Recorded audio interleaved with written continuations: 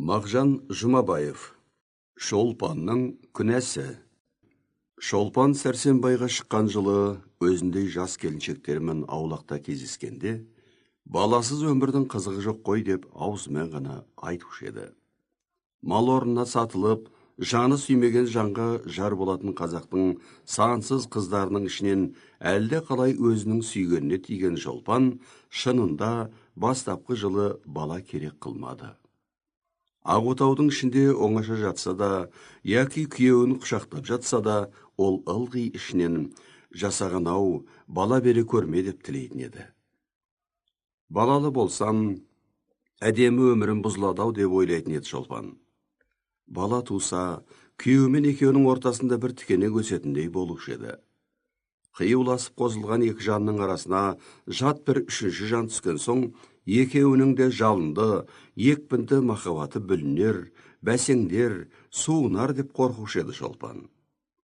Осы ойлармен талай түндерде, талай таң мезгілінде Тәңірден бала берме деп тілеп еді. Күн шығыстан ақ жібектей таң атып келе жатқан мезгілде, өзге адам сәждеге құлап, маңдайын топыраққа былғап, тасқа ұрып, Тәңірден бақытты тұрмыс, өшпес бақыт, кетпес байлық, әсіресе бала сұрайтын кезінде, Шолпан күрсіне жасағанға бала берме көрме деп жалынып еді. Затында баланы жек көретіндіктен емес, ерімен екі ортасындағы жібектен нәзік махаббат жібі үзілмеу үшін, екі жанды бір-біріне қоса білген иманнан да ізгі махаббатқа басқа бір жан келіп тап салмау үшін бала болмауын тілеп еді Шолпан. Жас жүректің ұйтқыған ондай есалаң тілегі қабыл болды ма, кім білсін, түскеніне 3 жыл толды, Шолпан құрсақ көтерген жоқ. Құрсақ көтермегеніне Шолпан шын разы еді. 171 бет. Ерімен екі ортадағы махаббат оты күн сайын дүрілдемегенімен, бәсеңдемей бір қалыпта тұрғаны сол баланың жоқтығынан ғой деп ойлады Шолпан. 3 жыл бойы ерде ешбір уақыт бала жоқтамаған сықылды еді. 3 жыл бойы Шолпаннан басқа, Шолпанның оттай ыстық, желдей жібек құшағынан басқа ештеңе тілемеген еді. Оның өмірінің басы да, аяғы да, ағузысы да, сүбханысы да Шолпан ғана сықылды еді. Дүниеде теңіз терең емес, адамның жаны терең. Шолпанның ерінің жанның терең түбінде қандай ой, қандай тілек жатқанын кім білсін, әйтеуір Шолпанға осылайша көрінуші еді. Қысқасы, Шолпан 3 жыл бойына оны осы ойдан қайтаратын ешбір сөзді естіген жоқ, ешбір істе көрген жоқ. Дұрысы, баласыз өмір, бос өмір деген сөзді басқа талай адамдардан естіді, бірақ жаны сүйген жарынан естіген жоқ. Ғашық адамға Құранның аяты қасиетті емес, жарының сөзі қасиетті. Жарынан басқа адамның сөзін не қылсын Шолпан. Бірін-бірі қуалап, ай соңынан ай озды. Бірін-бірі жетелеп, жыл соңынан жыл озды не керек. Шолпанның бала болмасын деген ойы бекінгеннен бекіді. Бірақ жалпы жаратылыста да, адамның өмірінде де, адамның ойында да, өзгерістің даярлығы болмаса, дәл өзі ұзақ созылып барып болмақ емес. Өзгеріс қашанда болса кенет болмақ. 2 ай, 3 ай, күз дейміз. Сонда күздің келген адам 2 ай бойына сезіп жүрмейді. Бірақ уақытта, айталық, бірақ түнде әжімді жүзі жылауы күздің келгенін сезіп қалады. Шолпанның бала болмасын деген ойы да бірақ түнде өзгеріп шықты. Ұршыққа оралған жіптей бас аяқ жоқ қыстың ұзын кеші еді. Әңірде мал жайлап болған соң, Шолпанның ері әңгімелесіп отыру үшін құрбысы Нұржанның үйіне кеткен. Нұржанның үйленгеніне 5 жыл болып еді. 5 жылдың ішінде 3 баласы бар еді. 2-і ұл, 1-і қыз. Шолпанның ері Сәрсенбай Нұржанның үйінде ұзақ отырып қалды. Сәрсенбайды ұзақ отырғызған Нұржанның ұзақ әңгімесі емес, оның 3 баласы еді. Әңгіме дейтін әңгімеде болған жоқ, тек бәрі 3 баланың қызығына қарасып, мәз-мәйрам болысты да отырды. Нұржанның екі ұлы балдырласып өлең айтқан болса да, білектерін сыбанып, алақандарына түкіріп, тұшталаңдап бір-бірімен күресеміз деп ұстаса бергенде, аяқтары бір-біріне шалынысып қалып, біреуі жығылады, екіншісі оның үстіне жығылады. Үйде отырған жұрттың бәрі қарқ-қарқ күліседі. Балаларды кезек-кезек шақырып алып сүйіседі. 172 бет. Нұржанның әкесі немересін шақырып алып, асты-үсті, алды-артынан тіпті сүймеген жерін қалдырмайды. Әсіресе Нұржанның кішкене қызының қылығы, тәттілігі балдан да тәтті еді. Сәрсенбай Нұржанның үйінде осы балалардың у-шуымен ұзақ отырып қалды. Жұртпен бірге ол да қарқ-қарқ күлді. Ол да балаларды кезек-кезек сүйді. Нұржанның үйінде Сәрсенбай ұзақ отырып қайтуға шыққанда, ауылдың бәрі ақ жатып қалған еді. Қайтып үйге кірсе, Шолпанда жатқан екен, бірақ ұйықтаған жоқ екен. Шешініп Шолпанның қасына жатты да, Нұржанның балаларының ісін, олардың тәтті қылықтарын әңгімелеп айта бастады.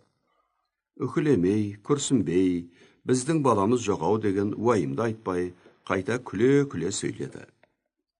Сәрсенбай әңгімесінің арасында жай сөздің екпінімен балалы үй базар, баласыз үй мазар деген сөз ып-расау дегенде Шолпанның басында жаңа бір ой жарқ ете түсті.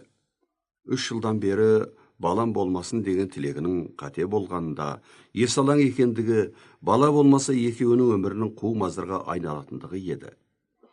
Араларындағы жалынды махаббаттың заманның озуымен бірге бірте-бірте майшамдай еріп сөнетіндігі, құшақтың ыстығы өмір бойы бір қалыпта тұрмайтындығы, екі жүйрік жүректің екпіні баяулаған кезде бір-бірінен жирендірмей, бір-біріне берік байлайтын бала екендігі, баланың ер мен әйел арасындағы дәнекер екендігі, міне осы ойлардың бәрі сол сағатта ап-айқын боп Шолпанның көз алдына келді. Сәрсенбай балалардың тәтті қылықтарын күле сөйлеп, ұзақ әңгіме айтты. Төсекте жатып ол шын ынтасымен қарқ-қарқ күлгенде Шолпан да бірге күлді. Бірақ бұл күлген Шолпанның жаны емес, бет терісі ғана еді. Сәрсенбай манағы мақалды айтқаннан кейін Шолпанның сұңқардай ұшқыр жанын, желдей есалаң жүрегін қара жыландай қап-қара ойлар орап алып, улай бастап еді. Төпсіз теңіздің қара көк толқындарындай қап-қара ойлар бірінің артынан бірі келді. 3 жыл бойына созылған есалаң тілек. Әлді қайда алыста бұлдырлап келе жатқан кәрілік. Көзінің оты сөніп, сұп-сұр күлге айналған, күздей көңілсіз кәрілік. Жанның қанатын қырқатын, жүректің отын сөндіретін кәрілік. Бала болмаса, сол кезде сөніп бара жатқан өмірге кім сәуле берер? Кім оны жылдар? Бала болмаса, сол кезде ішіндегі дәні шіріп, кеуіп қалған шөптің қауызындай бос өмірдің кемтігін кім толтырар? Жоғау, әлді қайда алыстағы кәрілікті қоя тұршы. Оған өмір не жетер, не жетпес, сол кәрілік жетпей-ақ, осы күннің өзінде өмір басып қалайын деп тұрған жоқ па? Жаһанда онан күшті нәрсе жоқ деп, иман келтірген махаббаттың күші ерімен екеуін бір-біріне берік байлауға 3 жылға ғана жетіп, енді өз-өзінен сөнейін деп тұрған жоқ па? Ессіз Шолпан 3 жыл бойына бала болмасын деп тіледі. Енді сол бала болмағандықтан ертегідей әдемі өмір қу мазарға айналайын деп тұрған жоқ па? Міне, Шолпанның жанында қаракөк теңіздің толқындарындай ұйтқыған ойлардың қорытындысы осы еді. Сәрсенбай әлді қашан ұйқыға кетті. Бірақ Шолпан анау ойлармен уланып, кірпік қаққысы жоқ. Қыстың ұзын түні шайтанның шашындай ұзағаннан ұзайды. Шолпанның ойлары да тереңдегеннен тереңдеп, қарайғаннан қарайды. Күншығыстан ағарып алтын таң атып келе жатқанда, Шолпан болар болмас көбірлеп, жасаған-ау, бала бере көр деп, жас балаша өксігін баса алмай, жасағаннан бала сұрап жатыр еді. Осы түннен былай қарай Шолпанның бар тілегі бала болды. Жатса да, тұрса да, ояу болса да, ұйықтаса да, Жасаған-ау, бала бере көр деп тілекті шолпанның не аузы, не жүрегі айтушы еді. Бірақ бірін-бірі қуалап, ай соңынан ай озды. Тілей-тілей тілек тозды. Соға-соға жүрек тозды. Тілек тозды, жүрек тозды, өмір тозды. Талай түндерде көзден емес, жүректен ыстық жас төкті. Сопы болды, ылғи дәрет алып, таза жүрді, намаз оқыды. Күн сайын таң сібірлеп келе жатқанда ақ тұрып, сәждеге құлады. Тасбиғын санап, Сүбханалла айтты, бірақ бала болмады. Шолпан өзінің сопылық жолға түсу себебі бала екендігін ешкімге айтқан жоқ. Жанынан жақын ері Сәрсенбайға да айтқан жоқ. Сондықтан Шолпанның мынау мінезі Сәрсенбайға да, басқаларға да жат оғаш көрінді.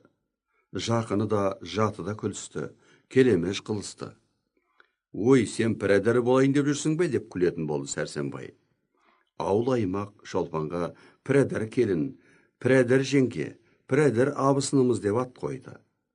Үлкен де, құрбы да, бала шаға да күлді. Бірақ Шолпан жүрегіндегі жараны ешкімге ашқан жоқ. Ашқанмен олар ұғармай еді. Тегінде адамның жүрек сырын шеттің ұғуы мүмкін емес нәрсе ғой. Теңіз терең емес, адамның жаны терең. Суын түбінде жатқан зат жел толқытса ғана шықпақ. Ой түбінде жатқан сыр шер толқытса ғана шықпақ емес. Шықса шер мен сырдың көлеңкесі, сәулесі ғана шықпақ. Дүниеде адамнан қиын жұмбақ жоқ. Адам шешуі жоқ жұмбақ. Шешуі деп атауға болатын болса, адамның шешуі жалғыз өлім. Осы ойлар Шолпанның жанында тасбиқтай тізілген ретті болмаса да, оның жаны соқыр сезіммен осы ойларға өзі барып тірелген еді. Әм Шолпанның жүрек жарасын ешкімге сездірмеске тырысуының себебі осы еді. Не керек, жақын жаттың ортасында жалғыз болды. Бітеу жара болды. Жалғыз өртенді. Жалғыз жылады, дүниеден безді, сопы болды. Бала сұрады, қалай да бала болмады. Бала, сол бала үшін қандай ессіздік істемеді есті Шолпан. Ұшыраған молдадан дұға алып бақты. Аты естілген қожадан шірткі жаздырып ішті. Көрінген сәлдеге үшкіртті. Шиқандай қып қызыл бетті қожа бесті бұқадай суға қарап, тіпу-тіпу деп үшкіргенде, қожаның қасиетті лебі шетке бытырамай, туыра түгел ішіме басын деп, жүрегі ойнап, жүрзі бір қызарып, бір ағарып, бетін қожаның аузына тақап, тосып отырушы еді Шолпан. Ылғи, көзім қарайып, басым айналады деген сылтау тауып, өзін бақсыға да қаратты. Тағы не істемеді Шолпан? Өртке ұшыра баластырған жан не істейтін болса, Шолпан да соның бәрін істеді. Бірақ бірін-бірі жетелеп, жыл соңынан жыл озды. Баладан белгі болмады. Шолпан тілеуден талмады. Көзінде жас қалмады. Дүниеден безді. Пірәдәр болды, әулиеге ат айтты, Қорасанға қой айтты. Жасаған-ау, бала бере көр деді. Бірақ тілек іске аспай, аяғы жоқ жыр болды. Көл болып төгілген көздің жасы жерге сіңді. Тілек тозды, өмір озды. Шолпан бала көтермеді. Қанша жалынса да, қанша жыласа да, жасаған оған бала бермеді. Кім біледі, Тәңірінің Шолпанға бала бермеуі өзінше дұрыс шығар, өзінше жөн шығар. Бастапқы жылдардағы Шолпанның бала бере көрме деген тілегін қабыл қылып, тозбайтын, қайта түзелмейтін тақтайына жазып қойған шығар. Шолпанның ендігі тілегі болары болып, бояу сіңген, соңғы пайдасыз бос тілек шығар. Ірі саудагерлердің бір айтар, сауда жоқ дейтін мінезі кім біледі? Тәңірде де бар шығар. Тегінде Тәңірде ауыздықсыз, арсыз саудагер. Тізгінсіз менмен әкім мінездерді бар секілді. Бұндай мінезі болмаса, бұйрығымды бұздың деп, атамыз адамды жұмақтан тырдай жалаңаш айдап шығар ма еді? Топырағыма табынбадың деп, әзәзілді ібліске айналдырыр ма еді? Кім біледі, Тәңір ежелгі осы белгілі белдігіне салды ма? Қалайда Шолпанға бала бермеді. 175 бет. Дұғалық нағыз ішіртке ішу, үшкірту, түшкірту, қақтыру, соқтыру, намаз, ораза, садақа, нәзір һәм басқа да басаяғы жоқ құлшылықтан ақырында шолпан шаршады. Бұл құлшылықтардан ешбір пайда болмайтындығына көзі жетті. Тілегі қабыл болмады, тәңірден тәуелі қайтты. Өмір шіркін ескен желдей озып барады. Өмір бір құрулы машина. Тоқтау білмейтін, шаршау білмейтін жансыз машина. Әлдекімнің жас орнына қан жылағанын, әлдекімнің үміті өшіп, гүлі солып жатқанын, дөңгелектің арасында әлдекімнің қолы, аяғы, басы, барлық денесі кеткенін, денесі ғана емес, жаны, жүрегі кеткенін не қылсын? Қайырылып қарау білмейтін, аяу білмейтін өмір шолпанның да жүрегінен саулап аққан қанына, қанаты сынып өліп жатқан жанына кідіріп, бұрылып қараған жоқ. Жалғыз аузынан емес, бар денесінен көбігі бұрқырап, таудан құлаған есалаң өзендей есалаң өмір озып бара жатты. Өмірдің әрбір минуты сайын шолпан ойының, шолпан жанының әрбір ұшқыны өліп жатты. Өмір озады, тілек тозады, бала жоқ. Енді не қылмақ керек? Жоқ, дұғалығы, молдасы, қожасы құрысын, құлшылығы құрысын, айтқаннан қайтпайтын қасаған тәкаппар тәңірісі бар болсын. Жоқ, бала болудың кілті көкте емес, адамның өзінде шығар.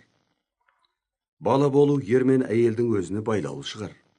Шолпанның бұл күнге шейін бала көтермеуі кім біледі, оның шын әйел бола алмағандығынан шығар. Ермен жатқанда барлық қазақ әйеліндей қаннен қаперсіз, жай бір жұмыс істегендей салқын жатуының шығар. Ермен қосылғанда сол қосылу ісіне жан денесімен беріле білмеуінен, оның құшағының жалыны әлсіз болғандықтан, сүйуінің оты кем болғандықтан шығар.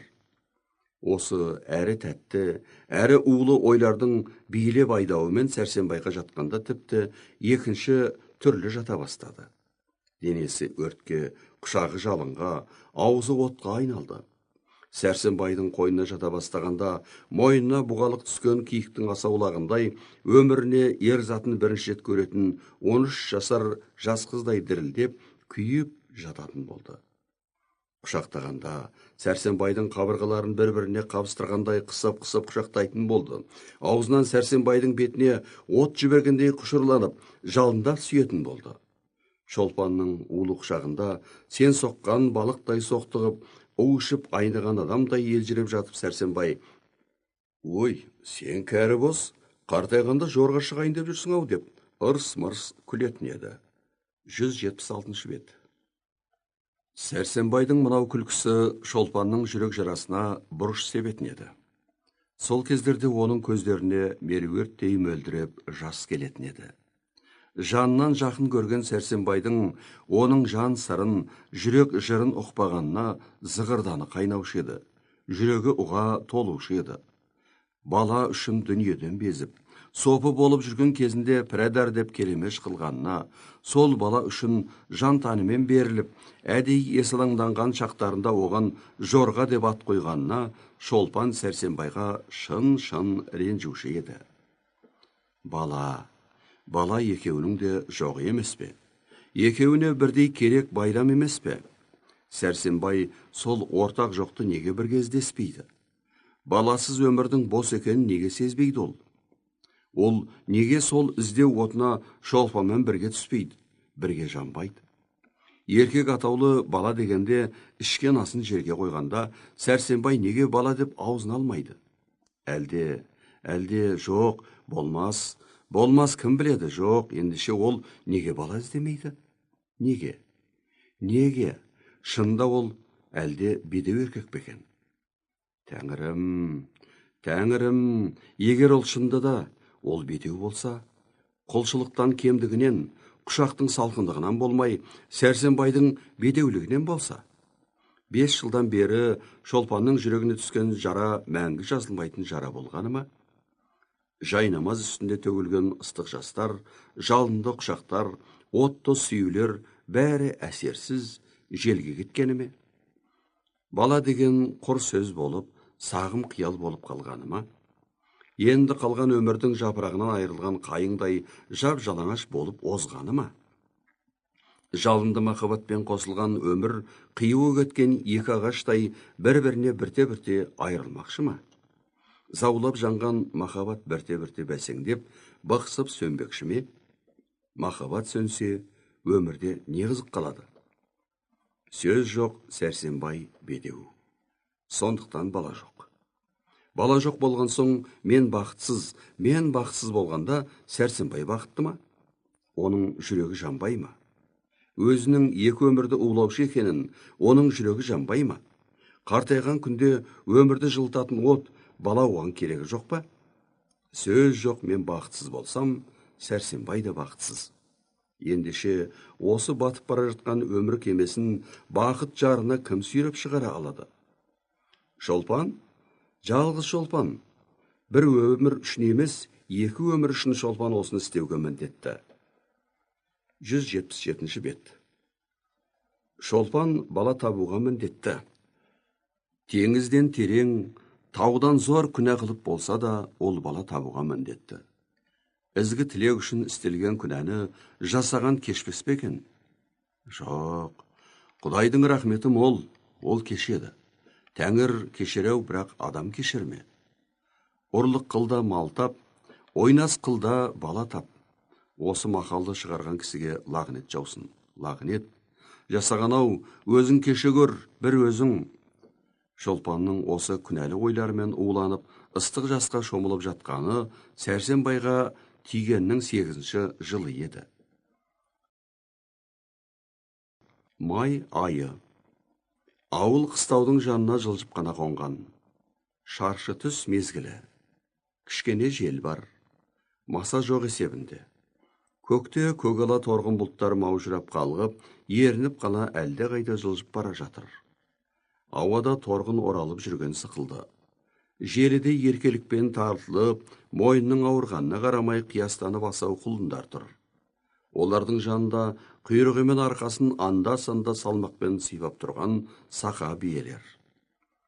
Құлыным-ау, құр мойының ауырады, қиястықтан пайда жоқ деп ақыл үйреткен сықылды. Құлынның алды-артына түсіп, бұ не болды саған? Не болды саған құлыным деп абыржып қулықтар жүр.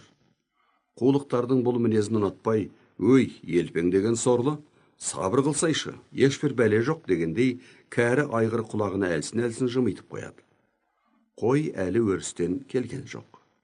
Үйшіктегі қарны ашқан қошақайлар мә деп зарлап тұр. Сол уақытта Ағутауының алдында күнге жылынған мысықтай керіліп Шолпан отыр еді. Ол бір нәрсе тігіп отырған сықылды, бірақ шында да ол тігіп отырған жоқ. 3 айдан бері әруақтай артынан қалмай жүрген күнәлі ойларын ойлап отыр еді. 1 ай болады, Шолпан күнәға белін берік байлаған. Ізгі тілек үшін ізгі күнә істеуге, бір бала үшін жаны жары Сәрсенбайға қиянат қылуға ол ойын бекіткен. Сәрсенбай бүгін қонаға қалаға шығады. Әйтеуір істейтін болған соң, ұзаққа созып, умен құр улана беруде не қасиет? Жарайды, соза беруде қасиет жоқ, бірақ лайық кім бар? Болашақ балаға ата болуға лайық кім бар? Жылқышы адам құл. Дұрыс, құлмен жүрсе сыр шетке паш болмас еді. Жабулы қазан жабулы күйінші қалар еді.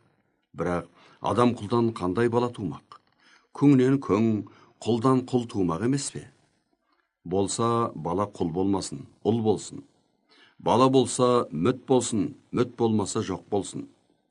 Ынжық, жасы құл баланың болғаннан болмағаны игі. Жоқ, адам құлы адыра қалсын. Енді кім бар? Ешкім жоқ.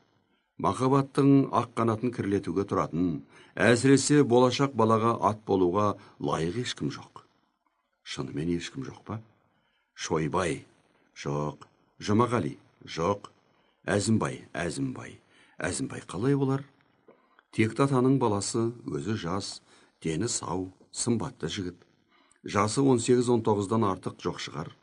Ұзын бойлы, екі жауырына екі кісі мінгендей, ылғи күліп қана тұратын қой көзді. Жаңа шығып келе жатқан қара мұрты қара жібек сықылды. Ойбай-ау, сол Әзімбайдың өзі 3 жылдан бері Шолпанға жеңгедіп күңкілдеп жүрген жоқ бет. Әлі ысылмаған жас қой. Шолпанға сөз айтқанда сақа бозбалалардан естіген сөзді жаттап келіп қана айтушы еді. Жастың тілегі бір, жібектің түйіні бір.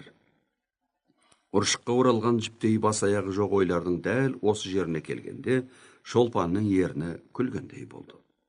Дәл сол мезгілде үй артынан Әзімбай шығып, жеңге іске сәт деп Шолпанның жанына жантая кетті.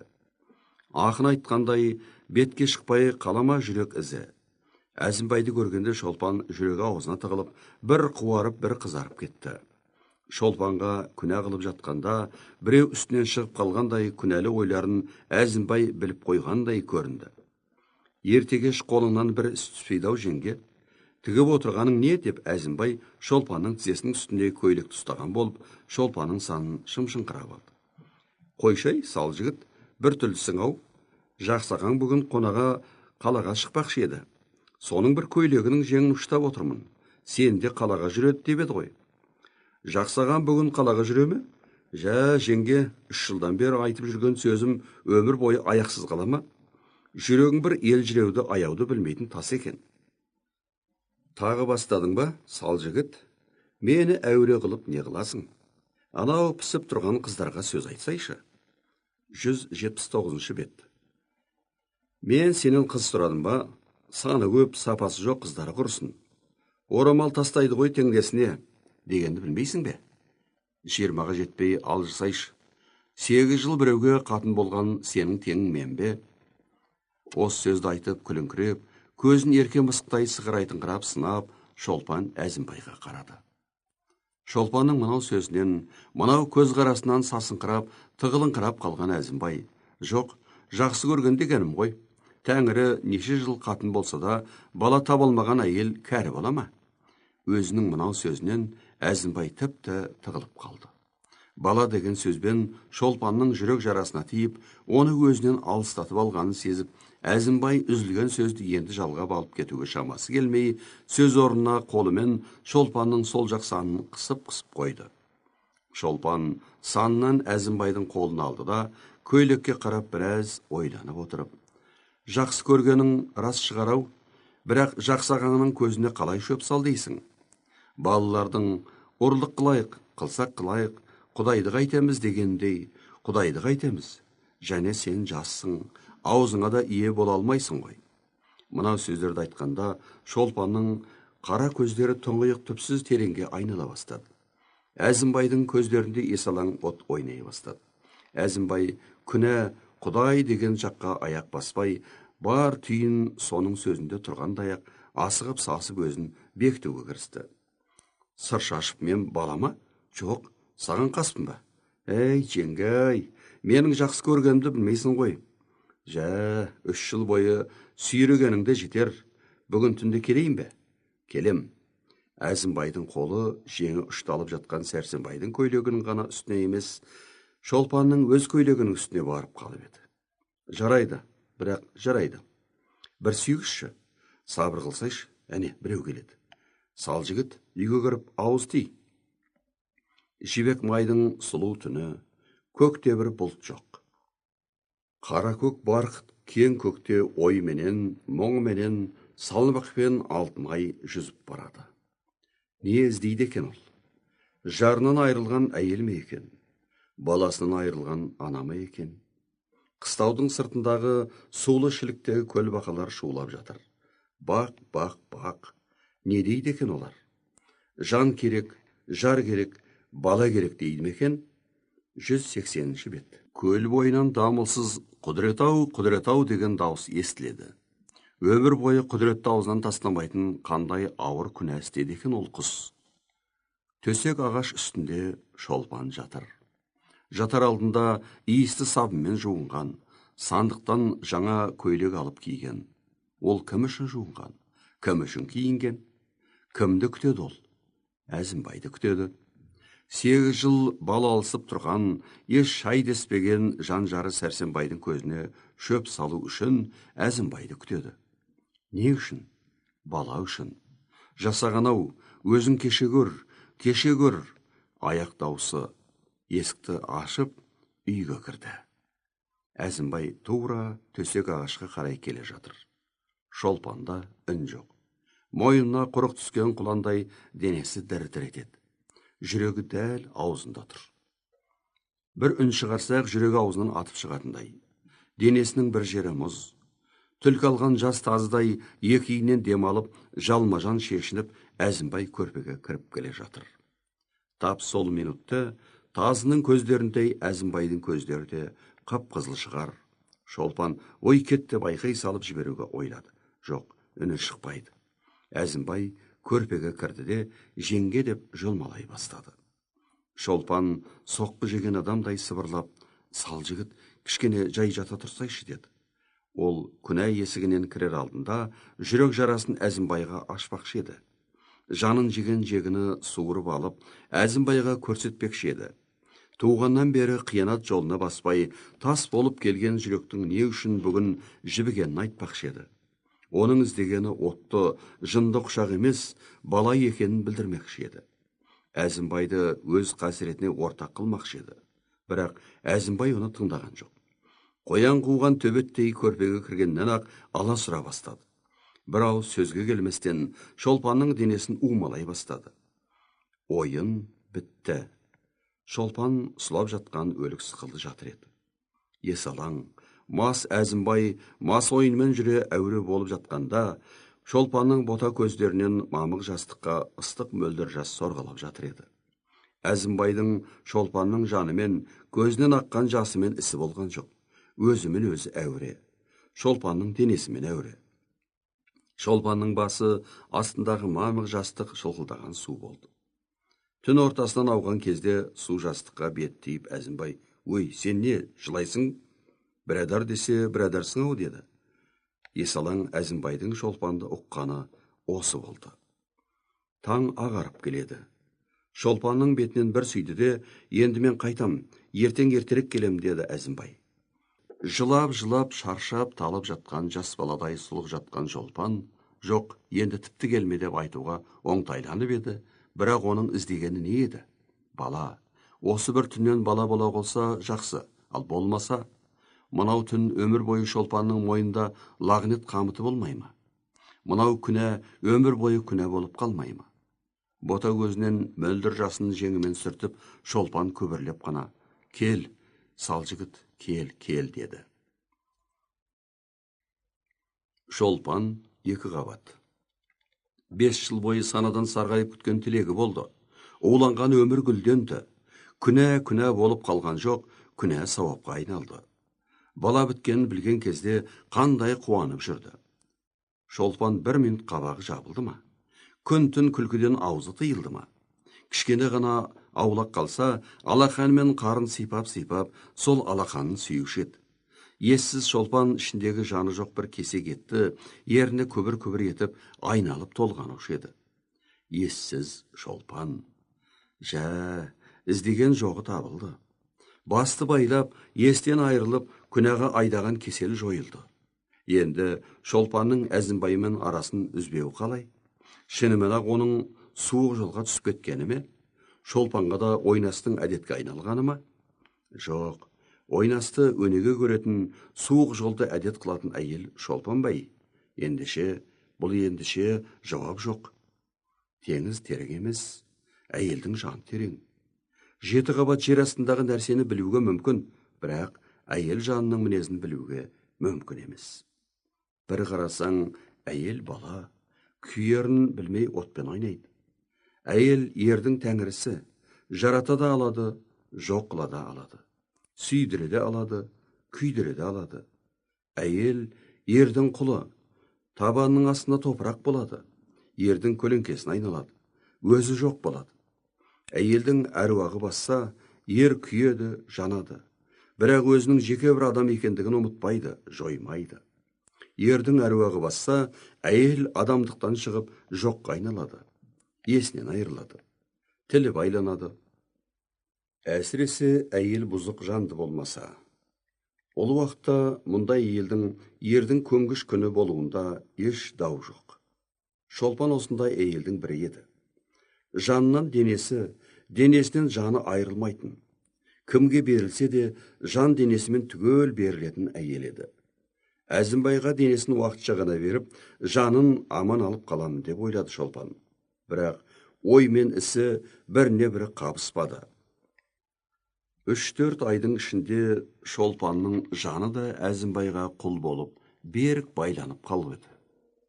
Дұрыс, Шолпанның жаны Әзімбайдан айырыла алмағанға бала іздегеннен аз азап чеккен жоқ. Ежелден көз жасына сараңдық қылып үйленбеген Шолпан бұл туралды талай түндерде жылады. Бірақ көз жасымен жанды түзетіп бола ма? Шолпан да болдыра алмады. Әзімбайды көргенде басы айналған болып, денесі дірілдеп, тілі күрмелуші еді. Денесінде ыстыққан, ойнаған мас Әзімбайдың жансыз нәрседей жұлмалап, умалауына қалай көнетін Шолпан өзде білмеуші еді. Шынын айтқанда, есалаң Әзімбай тілге келуге, ойлауға мұршада бермеуші еді ау. Жарайды, не болса да жасағанның жазуы шығар. Іштегі баланың атасы болғандықтан, Әзімбаймен араны үзуге тиіс емес те шығар. Күнә да емес шығар. Сәрсенбай некелі ері болса, Әзімбай баласының атасы. Жасаған өзі кешірер. Бірақ мынау жегдей жайылып бара жатқан өсекпен қалай күреседі Шолпан? Жас Әзімбай, мас Әзімбай, есалаң Әзімбай. Мынау сырлы тырнақтай жасыруды білмейді. Кісі барау деп айылын жиюды білмейді. Көрінген жерде күшіктей арсылыңдап жатқаны, жолыққан жерде жолмалап жатқаны. Өсегі құрғыр жайылғаннан жайылып барады. Піредар келін, қар келін деп аталса, Шолпан жұртқа не бетімен қарар. Анау күні енесі, ай осы келін, Әзімбай сенің отауыңа неге қалыңжыңдап келе береді дегенде, Шолпан жерге кіріп кете жаздады.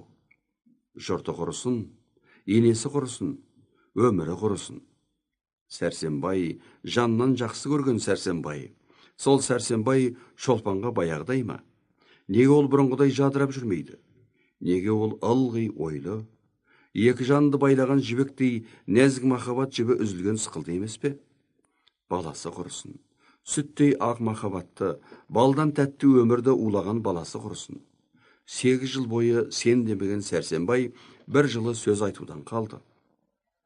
Қит етсе, сынықтан сылтау тауып, балағаттап тастайтын болды. Балағаттың аяғы жекуге, қамшыға айналып бара жатқан жоқ па? Күні кеше Сәрсенбай Шолпанды неге ұрды? Бұрын барлық дүниесі суға ағып бара жатса да, ләм демейтін Сәрсенбай Шолпанды неге сілейтіп салды? Не үшін? Бір шыны аяқ шоғыры қолдан түсіп кеткен сынғаны үшін, сол үшін бе? Жоқ, Әзімбаймен ойнас қылғаны үшін. Ұрам деп айтып ұрмайды. Неге ол аузына тас салғандай үндемейді? Ол бірдеңе десе, Шолпан да айтар еді. Өзінің не үшін күнә қылғанын, бала үшін ойнас қылғанын айтар еді. Жоқ, үн жоқ, балағаттау бар, тепкілеу бар. Махаббат жібі үзілді. Өмір бұзылды. Бәріне лағнет жаусын. Өмірді улаған сол іштегі балаға лағнет жаусын. Талай түндерде мынау түйінді шешу үшін қасіретпен сарғайған Шолпан талай ой теңізіне кірсе де ой түбіне жете алмады. Мынау жанды жеген жұмбаққа ортасында екі оттың мені, тәңірім, қореттің деп зарлаудан басқа жауап таба алмады. Сәрсенбаймен екі ара шиеленскеннен шиеленсе берді. Екі жанның арасы алыстағаннан алыстай берді. Бірақ дүниеде адам таппаған жұмбақты заман таппақ. Адам құрығынан құтылғанмен заман құрығынан құтылып кететін еш нәрсе жоқ. Сәрсенбай мен Шолпан арасындағы мынау түйінді де ұзатпай заман өзі шешіп берді. Сентябрь жұлдызының соңғы күндері. Ауыл қыстаудың ғана алдында отыр. Салқын түн. Түсі суық сұр бұлттар аспанда бір-бірімен жарысып бара жатыр. Жердің бетін аппақ кебіндей болып боз қырау жапқан. Арбасында байлаулы жатқан бұзаулар тоңып, анда-санда мө дейді. Олардың жандарында қарны кебежедей болып жатқан сиырлар еш нәрсені елең қылмай пыс-пыс етеді. Сәрсенбай бүгін таңертең ғана қалаға мал айдап кеткен. Отауда төсек ағаш үстінде шыт көрпеге оранып шолпан жатыр. Оның қойнында ерке баладай көлдіреңдеп жатқан Әзімбай қор-қор етеді. Шолпан да ұйқыда. Арбаның сырлағандай бір дауыс. Шолпан селкетіп оянып кетті. Сүйкеніп жатқан сиыр ма екен? Жоқ, арба, арбалы. Әзімбай, деді Әзімбай. Шолпан тағы да Әзімбай деп бір рет айтты да, сөздің пайдасы екені біліп, Әзімбайдың санын шымшып келіп қалды. Ой, сені жын соғып кетті ме? Ойбай, масқара болдық. Бір арба келе жатыр. Тұршы, кетші. Жақсаған болмаса игі еді. Мынау есінен адасқан шығар. Ой, ол ұшып келе ме? Ойбай, тұр деймін, тұр. Әне келіп қалды. Әзімбай жылжып шығып, үйдің артына қарай жүре бергенде, есік артында Сәрсенбай арбадан түсіп жатыр еді. Бұл кім ей? Деді Сәрсенбай. Мен деген жауап орнына қыстау желкесіндегі шілікке қарай жүгіріп бара жатқан Әзімбайды көрді. Сәрсенбай атты доғармастан үйге кіріп, үстіндегі қаптал күпіні жұлып тастай беріп, қолындағы құнтек төсек ағаш үстінде жатқан Шолпанды шықпырта бастады. Көзін қан жауып кетті. Еш нәрсені көрмеді. Еш нәрсені ойлай алмады. Ақылын ашу биледі. Қолын құнт биледі. Шып, шып, шып. Көрпенің астында жатқан Шолпанда тірлік белгісі жоқ. Өлген адамдай сұлық жатыр. Шолпанның бұлай жатуы Сәрсенбайдың зығырдан тіпті қайнатты. Ах, иттің баласы деп Сәрсенбай қолында құнтты лақтырып жіберіп, шыт көрпені жұлып тастап, көзінен жасы бұршақтап жатқан Шолпанды қолынан сүйреп, төсек ағаштан жерге түсірді де тепкілей бастады. Шолпанда ләм-мим деген бір сөз жоқ. Жеңіменен көзін сүрте береді. Басы тепкіленді, қабырғасы тепкіленді. Үн жоқ. Етіктің өкшесі өкпеге тиген кезде ах дейді Шолпан. Тағы үн жоқ. Өкше ішке тиді. Шолпан алақанымен ішін басып, бала деді. Мынау сөз Сәрсенбайды құтырған қасқырдан бетер құтыртты. Иттің ғана баласы, мен сенен бала сұрадым ба? Мен саған ойнақ жасап бала тауып бер дедім бе? Сен иттің адал ісімді арамдап жүргеніңе жарты жыл болды ғой. Шығармадымсыңды. Өлтірем мен сені итті. Өлтірем. Күнде күйгенше бірақ күйейін. Өл ит, өл. Сәрсенбай мынау сөздерді айқайлап айтқандықтан ауылдың бәрі оянып қалып еді. Алдымен үлкен үйден жаман күпсін жамылып сүйретіліп, Сәрсенбайдың кәрі шешесі келді. Оның артынан іле-шала жалаңаш етіне байының ескі жеңсізін киген жыртық ішкі киімінен тізесі жалтырап, көрші Бадырақтың қатыны келді. Екеуі де есіктен ойбай сала кірді. Ойбай-ау, кісі өлтіресің бе? Ойбай, әй балам-ау, ақылмен іс қылсаңшы. Ақылдарың өзіңе, жұмыстарың болмасын. Өлтірем бұл итті, өлтірем. Кемпір мен қатын аралшыламақшы болды. Ойбайласты, ебіл белеңдесті.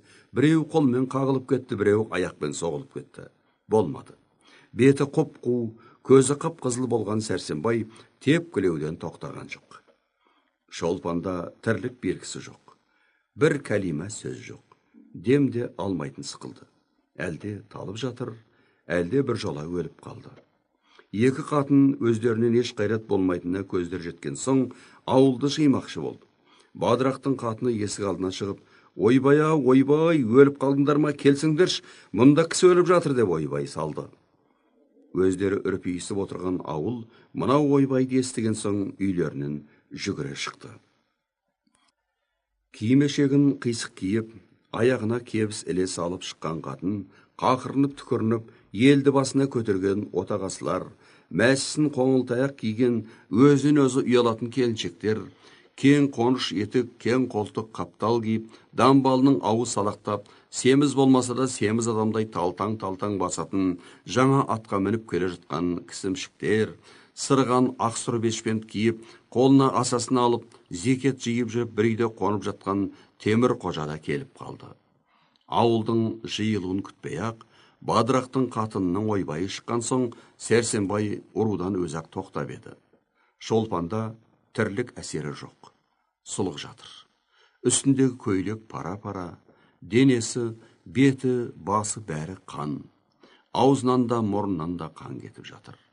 Сәрсенбай төсек ағаштың үстіне шығып отырды. Ой жоқ, ес жоқ, сөз жоқ, тіл жоқ, Оның өзде талықсыған сықылды еді. Есіктен халық ағылып кіріп жатыр. Ай, мына шіркін есінен адасқан шығар, деді біреу. Ойбай, бетім-ау, өліп қалған жоқ па, деді екіншісі. Өлсе өлсін, қарнеме, деді үшіншісі. Азан, қазан, абыр, сабыр. Темір қожа шолпанның білегін ұстады да, су бүркіңдер, деді. Біреу алып келіп су бүрікті. Әлдене уақытта шолпан демалып болар болмас, Алла, деді. Алладан садаға кет, иттің баласы, деді Сәрсенбай. Сәрсенжан, шырағым, сабыр қыл. Әйел ұрмайтын ер болмайды. Бірақ, тақсыр, сіз бұл араға кірмеңіз. Өлсін ол ит, өлсін. Сәрсенжан, ақылыңа қайт. Кісі өлтіру, әйтер олмаған қатын болмайды. Талақ болсын, талақ, талақ. Сәрсен, ашу дұшпан, ақыл дос, сабыр қыл. Пәлен жыл еш шай деспеген қосақтан айырылу оңай емес. Заты адал ас арамға айналса, қайтадан адалдап алу шариғатта да бар нәрсе. Мысалы, әйелдің олай-бұлай оғаш мінезі білінсе, оны шешіндіріп, төбесінен 40 шелек суық су құю керек дейді шариғат. Қожаның аузынан мынау сөз шығар шықпастақ, 5-6 қатын жаңа есін жинап келе жатқан шолпанды сүйрелеп ала жөнелді. Сентябрьдің салқын түнде қараңғы шорам үйде 5-6 қатын тырдай жалаңаш шешіндіріп, сүйемелдеп ұстап тұрғанда шолпанның шала шарпы иесі бар еді. Бір қатын тістеніп келіп, үлкен темір шелекпен мұздай суық суды шолпанның басына құя салды. Үн шығармады, бірақ селк ете түсті шолпан. Тап сол секундта шолпанның миында біткен өмір найзағайының отындай жарқ етіп өтті. Жаңа шолпы тағып, сол шолпыны әдейі сылдырату үшін жүкті әдейі қайта-қайта бұзып жиғаны, апасынан жалынып сұрап қыз ойнаққа барулары, Сәрсенбайдың босаға аттағалы келгені, бірінші түн, үшкірген қожаның бұға көзі, Әзімбайдың қара мұрты, тістенген қатын күбірлей екінші шелек суды құйып жіберді. Шолпан болар болмас, Алла, деді. Қар бетпақ, саған Алла не керек, деді бір қатын. Ештен етпес, қарағым, жастықта, Құдай тауыпық берсін, деді екінші біреу. Шолпанда басқа сөз болған жоқ. Ой да жоқ еді. Денедегі қанның мұзға айналуымен ой да күңгір тартты, сөнді. Шолпан көзін жұма берді. Үшінші, төртінші, бесінші шелек. Біразға дейін суық суды құйып жібергенде дене селк етіп кеткендей болып та тұрды. Біраздан соң ол да бітті. Ертеңіне түс кезінде шолпан күшпенен көзін ашып сыбырлап, балам қайда? Әлгінеге келіп бір көріп шықпайды, деді де көрпенің бұрышын құшақтағандай болып, ерні беу-беу дегендей қимылдап, сұлық болып, тағы талып кетті. Күнмен таласа, шолпан да өмірмен қоштасты.